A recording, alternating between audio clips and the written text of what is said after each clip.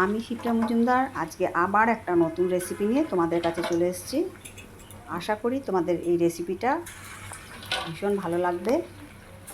তাহলে এখন থেকে দেখতে শুরু করো আমি তোমাদেরকে কি দেখাতে চলেছি। দেখো, আমি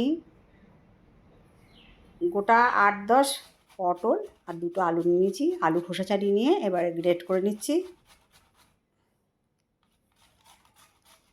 আলু গ্রেট করা আমার প্রায় হয়ে এলো।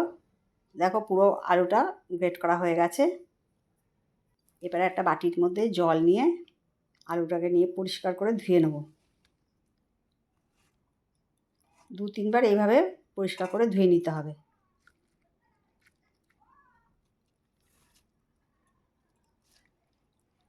দেখো, আমি চিপে চিপে পরিষ্কার করে ধুয়ে নিচ্ছি।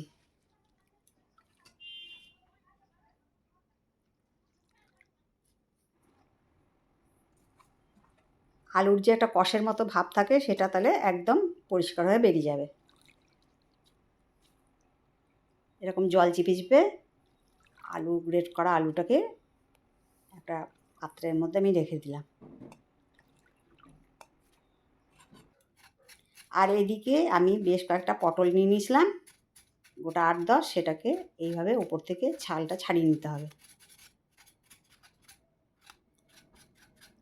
কেননা এখন তো অনেক সার ব্যবহার করা হয়, রাসায়নিক সার, ওই জন্য এইভাবে ছালটা ছাড়িয়ে নেওয়াই ভালো। এবার দুদিকে মুখটা কেটে নিয়ে আমি সমস্ত পটলগুলোকে এইভাবে কেটে নিলাম। এবার একটা গ্রেটারের সাহায্যে ভালো করে গ্রেট করে নেব।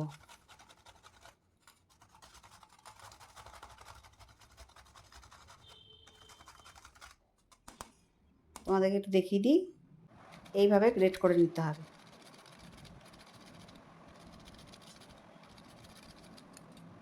দেখো, সমস্ত পটলটা আমার গ্রেট করা হয়ে গেছে।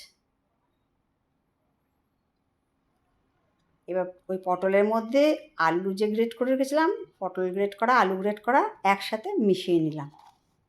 এরপরে 2 চামচ লবণ দিলাম। এটার নুনটা দেওয়ার কারণ হলো এটাকে আর কড়াইতে আলাদাভাবে সেদ্ধ করে নিতে হবে না। নুন দিয়ে খানিকক্ষণ রেখে দিলে ভেতর থেকে দেখো একদম নরম হয়ে প্রচুর পরিমাণে জল বেরিয়ে আসছে। পটল আর আলুটা এইভাবেই নরম হয়ে যাবে। এক্সট্রাভাবে কড়াইয়ে আর আলুটাকে নেড়ে সেদ্ধ করে নিতে হবে না।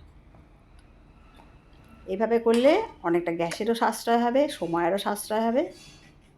দেখো, সমস্তটা আমার পরিষ্কার করে জল চিপে নিয়ে নেওয়া হয়েছে। কতটা দেখো জল বেরিয়েছে নুন মেখে রেখেছিলাম বলে। এরপরে এর মধ্যে 1/2 চামচ হলুদ, 1/2 চামচ ধনে জিরের গুঁড়ো, 1 চামচ গরম মশলা, 1 চামচ লাল লঙ্কার গুঁড়ো আর 1 চামচ বেসন, এটা দিয়ে আমি এখন ভালো করে মেখে নেব।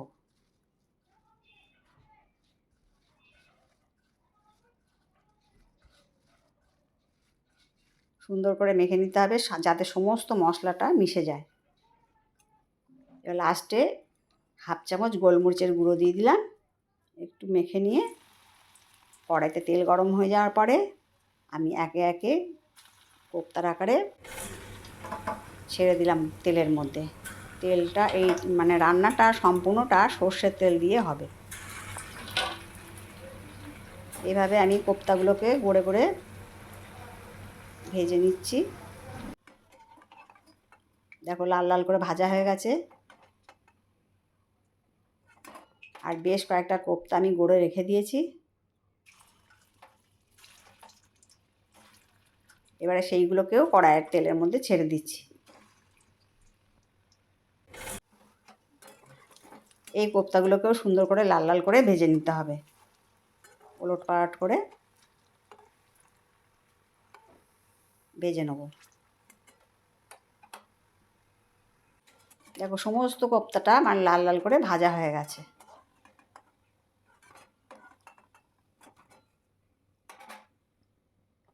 পুরো কোপ্তাটা তোমাদেরকে দেখিয়ে দিলাম।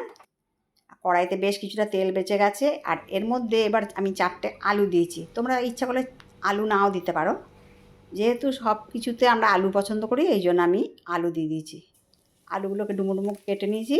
আর যেই সর্ষের তেলটা কোপ্তা ভেজে বেড়েছিল তার মধ্যে জিরে আর তেজপাতা ফোড়ন দিয়ে এবারে ডুমো ডুমো করে কেটে রাখা আলুগুলোকে ছেড়ে দিলাম।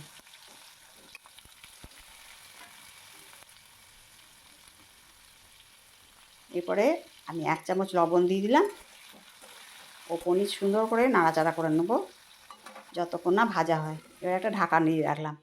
এবার একটা কাচের বাটির মধ্যে জল নিয়ে তার মধ্যে 1.5 চামচ ধনে জিরের গুঁড়ো, 1/2 চামচ হলুদ, 1 চামচ গরম মশলার গুঁড়ো, 1/2 চামচ লাল লঙ্কার গুঁড়ো দিয়ে ভিজিয়ে রাখলাম 10 মিনিটের জন্যে। আর এদিকে আলুটাও বেশ অনেকটা নরম হয়ে এসছে।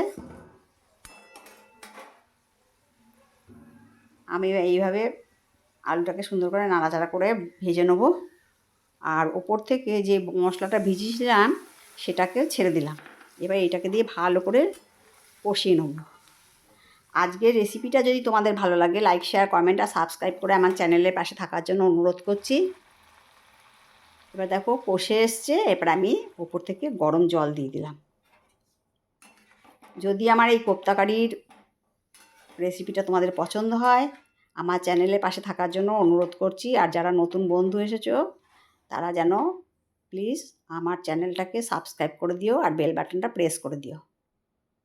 দেখো গরম জল দিয়ে দেওয়ার পরে আমি ওপর থেকে 1/2 চামচ ঘি দিয়ে দিলাম। এইটা সম্পূর্ণ নিরামিষ রান্না হবে। তোমরা ইচ্ছা করলে পেঁয়াজ আদা রসুন দিয়েও করতে পারো। আমি আজকে এটাকে নিরামিষভাবেই করলাম। এবার দেখো ঝোলের মধ্যে কোপ্তাগুলোকে দিয়ে দিলাম। পর্যাপ্ত পরিমাণে ঝোল দিতে হবে, কেননা কোপ্তাগুলো পরে ঝোলটা টেনে নেবে। আমার যত কাছের দূরের বন্ধু আছো তোমরা প্রাণ ভরা ভালোবাসা নিও। আর কেমন লাগছে আমার এই রেসিপিগুলো, প্রতিদিনের রেসিপিগুলো কেমন লাগছে তোমরা যেন অবশ্যই জানিও।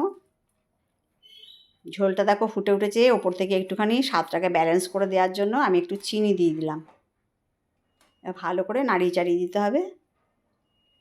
কোপ্তাগুলো যেন ডুবে থাকে ওর মধ্যে, মাঝে মাঝে ওলট পালট করে দিতে হবে। তারপরে আমি ওপর থেকে